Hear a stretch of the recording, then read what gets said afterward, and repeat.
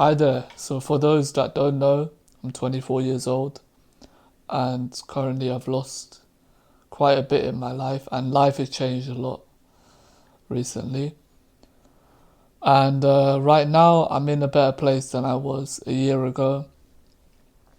A year ago, I was borderline homeless and I was having a tough time knowing where is right for me and where is healthy, what I should be doing, where my career path would be, what I should work on, whether it be career or not, and my hobbies, my projects, where should it go?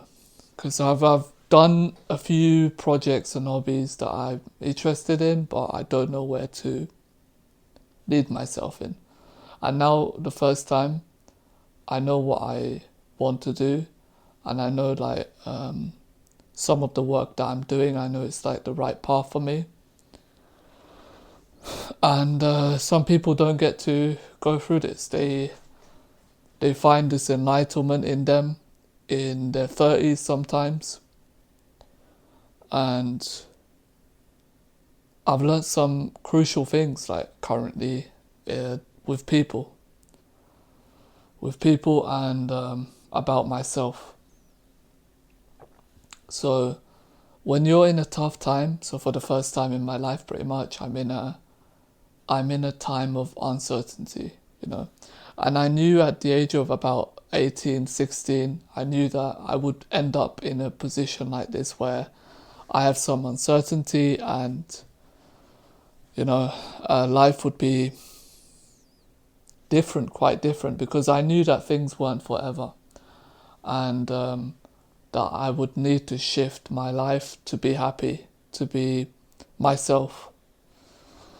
After having discomfort from the household that I was living in for a long, long, long time, I didn't know what avenue to choose. I didn't know how money's made. I didn't know um, on what's important. Is meals important? How you eat? Is having a good friendship important? Is social circle important? Is family important? I didn't know this, and still some of them I don't know now. But at least I have a better footing, which I thought it was gonna be, borderline impossible. I thought I was gonna be like, because it felt like a mountain. It felt like trying to climb a mountain, you know. And the popular saying of there's people that are gonna backstab you. There's people that are gonna be very conditional of depending where you are socially, where you are in looks, where you are in hobbies, in expertise, the areas that you're in, or how useful you are to them, or how good of a friend, how good of if you give them validation or not, if you're a good family member. And there's a lot of these kinds of people that are very conditional, that are very, and I only saw the surface level of it, I didn't know how deeper it was, and what their common habits were. So that's what I pretty much learned recently. One of them is some of them look for validation. There is people that will be in your life that look for validation, and this could be in family as well. Many people, many people, most people probably in their family have some people that have people seeking validation, seeking materialistic things, wanting to be better than they are without putting in the work, without being themselves, and trying to just take the shortcut for everything. Um, the changes that I went through is I had to learn to do a lot of work and be okay with it, and like working, working on my own terms, own conditions, and at the same time being sustainable with the money that I have in my hands. And that's tough because I didn't have anyone to teach me it. That was the main issue. So I had the work ethic, but I didn't have the knowledge behind what I should be doing with my time, with what I eat, um, and how I would deal with my bad habits, how I would, condition myself and understand myself, not only conditioning, but understanding, regulating yourself, your emotions. It's very, very tough. And these kinds of things, the doors open when you are alone. You need to be alone for these kind of radical and enlightening changes to happen in your life. You need to be alone. I've been alone for quite a bit. My teenage years was very, very solo. I had to do a lot of things on my own. And I had a lot of pressure. Now I have way less pressure than I had before. And pressure does break you. Pressure does break your confidence. It breaks the knowledge that you have in your mind, the skills that you have. You can't perform, or you struggle. Everyone in general struggles. It's just that you need to be finding ways to cope with it and make your situation, the cards you hold in your hand, better. So I went through that drastic transition, and I realized that when my life was bad, like I had very little to offer, and I wasn't validating them. That was the main for me, because I didn't have any social status, I didn't have any high amount of money, I didn't have any assets, and not socially amazing in any area. So what I was valuable of is the guy that is a validator. I could validate them, and I could make them look a certain way if they tried to impress someone or blah blah blah. And I don't know what it's called, so I don't know what the word for it is, so I describe it in this way. And someone that has potential, and you can use that potential. They would use the potential rather than it being utilized by myself. I didn't really realize this, and I didn't realize my potential either. You only realize your potential when you're alone. I truly believe this, because when you're with these types of people, they try to undermine what you do and what you see. You might have very good hearing for music. You might have very good taste for types of food and meals and cooking. You might have really good hunches about people. You can read people well, and they undermine it. They make you feel like inept. I don't know if the right word is inept, or not quite able. And so the first time my life was tough like this, I had some people rely on me. Some of the luxuries I have, such as driving. I like to help. I like to make someone's life better if I can. If I have the resources and if I have the time, and if it doesn't really bother me so much, then I like to do that. But I realize that even though I might like to do something, it doesn't mean I should. Some people, they see the benefits and they try to reap the rewards, and they rely on it. It becomes a relying thing. Some people are quite, they fall into addictions, and you don't realize this. Like I didn't realize this, but they start asking you more and more to do something, and you don't realize that they are addicted to whatever that is.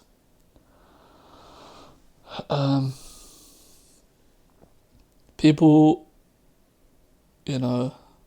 if you have something that is quite, maybe it's money, maybe it's time, you can be a prick. I realized, this is what I learned, this is what I realized. Like I knew there was some bad people that would get rewarded because they are maybe really good looking, maybe they have a great job, Maybe, I don't know, they make you feel good when you socialize with them. There's those types of people. And I knew that existed, but I just didn't know that the dynamics of it, like the broader scale of it. The broader scale is you can be not pleasant, but people will still, a lot of people, including I think healthy people even as well, they will still validate you. They will still, hang around with you because maybe, you have a nice Range Rover that you drive around and you make them look a certain way that they are addicted to. So as someone that is considered, if I was to consider someone that is considered healthy, that's not so toxic and, narcissistic and sociopath and whatever, then these kinds of people, you can still become addicted. It doesn't mean that you are, of course, you're not perfect, but it means that still a healthy person can still become addicted. And that's something that I needed to learn, something that I needed to realize. And, addictions, of course, you have a hard time realizing that you're addicted to something. And I know this from nearby people and myself included.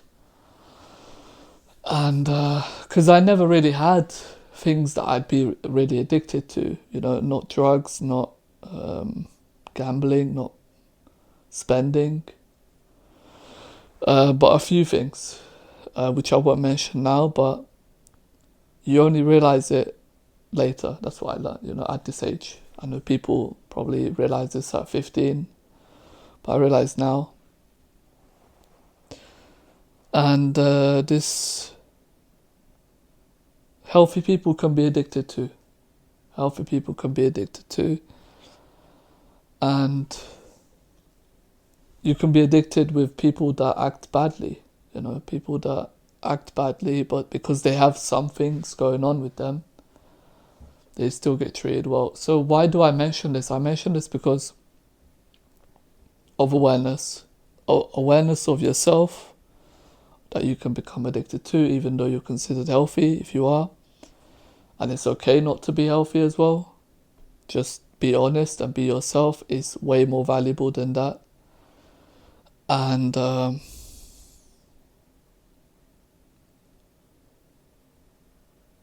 some people use it as an excuse.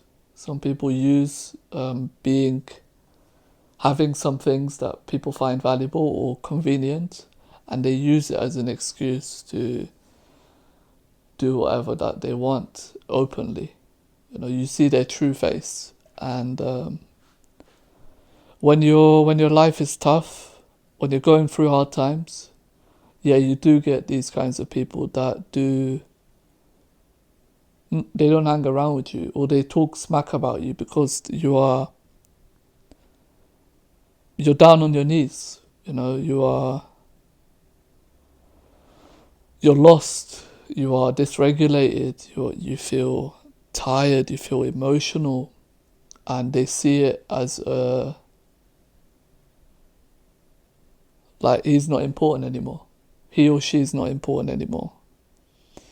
And it opens your eyes to see who's like in your family that is really cares about you and who doesn't. It matters a lot because if you invest your time into any family member or friend, then you need to know these kinds of things. You need to know that this person is there for you and not for what you have.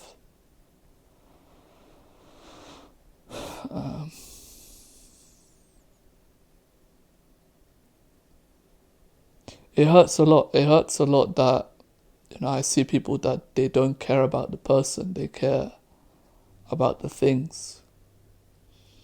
And I realize that these people are addicted. They are addicted to, some of them addicted to the game, some of them addicted to the materials that you get from it.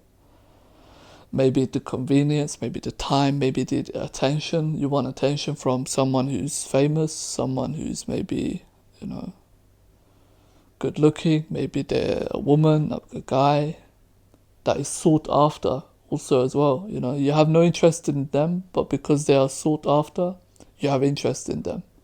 That's a massive red flag for someone's internal regulation.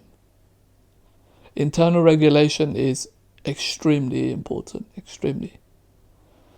Because it makes the decisions and behaviors that they have on a regular basis, on a daily basis, and who they're friends with and what they do, if they have a PlayStation 5, if they pay EA money consistently and be reckless with their money and they gamble and whatever, let's say on EA, then you can see how they are, and they wear Nike shoes and they try to be a bad boy. You realize that that's not them. There is a difference between the bad boy that is authentic, they are just a bad boy, and the ones that try to be, because they are expecting to receive. And that's what I learned, There are people hanging around with you constantly that are expecting to receive. They're expecting to receive.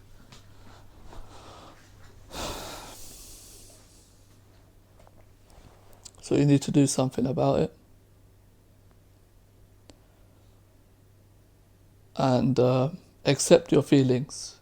If you feel bad, you feel good, you feel sad maybe about it, go ahead. I feel like the country that I live in, there's way too many people that they smile. They pretend everything is fine.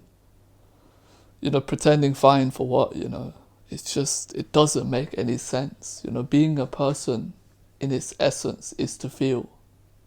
You can feel, it's alright, just because someone's feeling sad doesn't mean they are a danger to society now, and, you shouldn't talk to them, and you should be careful of who they are, and it's like, chill out. You don't have to talk to them. You can still talk to them if they're angry. You can still give them a hug. You can still, do whatever the fuck you want, but you don't rile them up, obviously. But it's just, people look at you weird. Why is this person acting in this way? Why are they fed up? Why are they sighing, for example? Why are they look grumpy? I can be grumpy sometimes. I say this because one of my receptionists saw me grumpy one time, and they just take it so to heart. They take it so, as if it's personal, as if it's like a sign of my identity. It's not. Like, I just feel like shit. Maybe I really feel like shit, and I did at that time. It's okay. And I don't know why this is not the norm, The norm is, oh, you feel like shit, or you're going to become almost homeless. Smile. Thank you so much. I really appreciate it. Cheers. It's like you just, I don't know, you had a really bad argument with a parent, you're fed up of someone in your life. Yeah, feel. Why are you expected to move a certain way, to be a default? I don't understand this. I understand energy exchanges and how I behave might affect someone else, but we become too sensitive, not even too sensitive, just, I don't know what the word for it is, but maybe some of you know. That's it for the video. Thanks for watching, and I'll catch you next time.